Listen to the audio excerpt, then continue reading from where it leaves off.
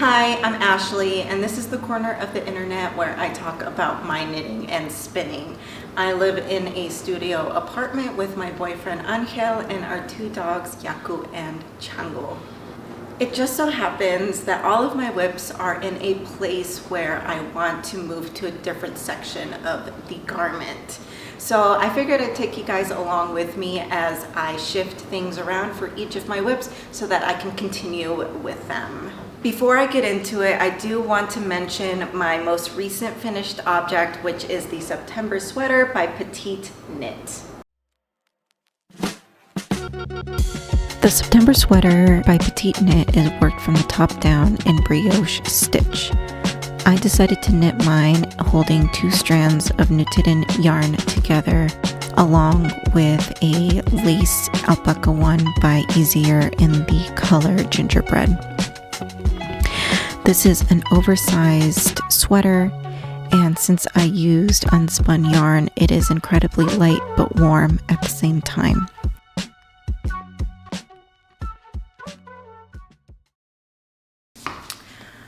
So first is my Diane sweater. Sorry, I got some fibers stuck to my lip gloss. So this is my Diane sweater that I've been working on for quite a few months now, and I want to try to get it done by the time spring comes around because I think this would be a great transitional piece. I am loving how this is coming out, and this yarn is so dreamy. It is the Jagger Spun Fingering Heathers in the color Amber.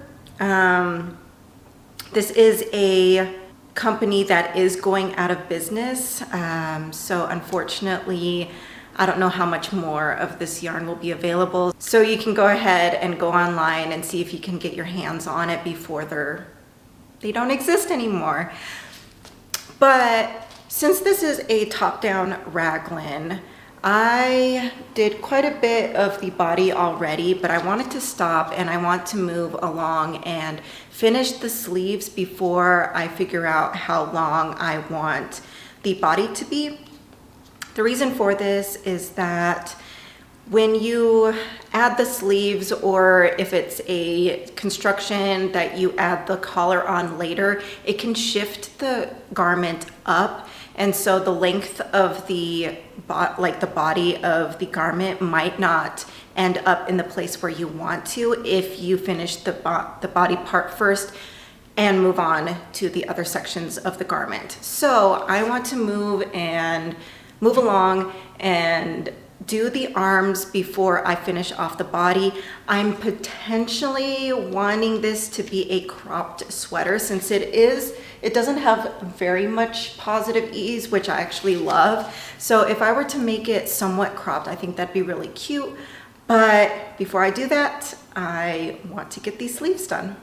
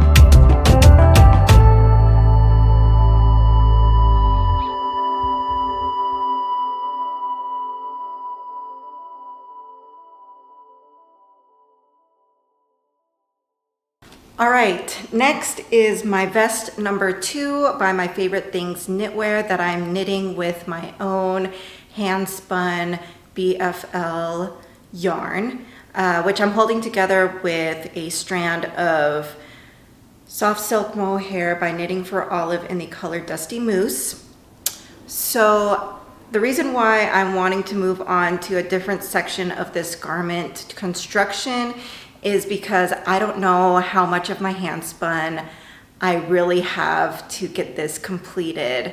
So in order to stretch as much of that yarn as possible to get this garment done, I have already joined in the round for the body, did about, I would say maybe not even half an inch of it to give it some structure under the underarm. And I want to move on to get the what would you call it? I guess the sleeve hem as well as the collar hem completed. That way, when I get those done, I can knit in the round as long as possible for the body and do some some ribbing for the body edge and get it completed and use as much of this yarn as possible. Even if it ends up really cropped, I think that'd be super cute for a small vest, a small woolly vest. So that's my plan for this garment.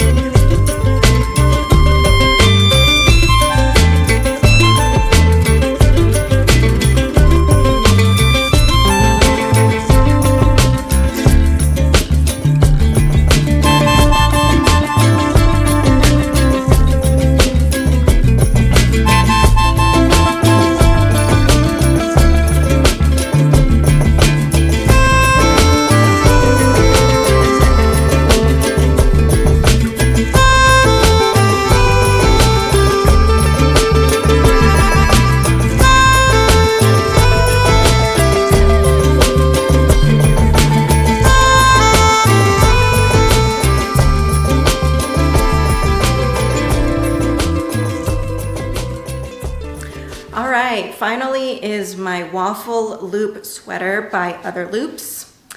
So this is a drop shoulder construction, and so that means that the collar is actually done later in the construction of the garment. So I actually want to get the collar completed before I complete the body. So I will do the arms later, just because since this is such a droopy, oversized sweater, the arms aren't going to change the length of the sweater that much. At least that's what I'm telling myself, or what makes sense to me. So I'm gonna get the collar done. Another reason why I want to get the collar done is it's going to bring the whole garment up, but also this is a 100% alpaca wool. Like I've mentioned before, I'm using a cone of 100% baby alpaca that my parents brought back for me from Peru. And alpaca is quite heavy. Since this is an oversized sweater, it's already feeling quite heavy, not in a bad way. I think it's gonna be so lovely and the drape is gonna be awesome. But I think it's really important to get that collar, have a strong structure to the collar, but also to get the collar completed first, just so that I can figure out how much length I want in the body for this garment.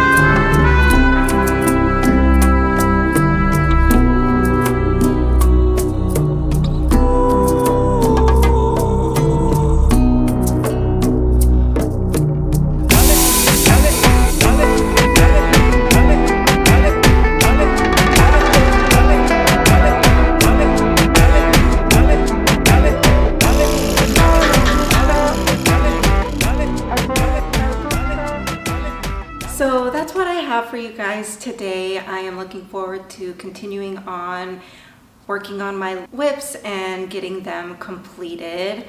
Before I end this video, I'm going to just add a little vlog here at the end showing you my first attempt to baking artisan bread. I've baked focaccia plenty of times before, but this is the first time that I've tried to make like an artisan loaf of bread. I scored it and everything, but it didn't come out quite as I would have wanted or quite as well as it could have. So I think a big reason for it is that I live in high altitude, and so that can really affect the way that the bread rises. So I'm gonna have to look online and see what, because of the altitude, oftentimes people have to kind of tweak the amount of flour that you put in the bread, as well as the, changing the length of time that the bread is in the oven, and also the temperature. So it's this whole science. I feel like I'm, back in chemistry class when I'm baking bread.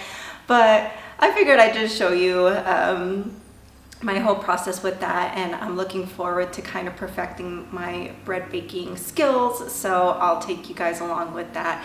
Not knitting or crafting related at all, but if you guys want to check that out, you can. If you want to click off of this video now, you can do that as well. But I will say bye for now, and I'll see you next time, and make sure that you get some creating done this week.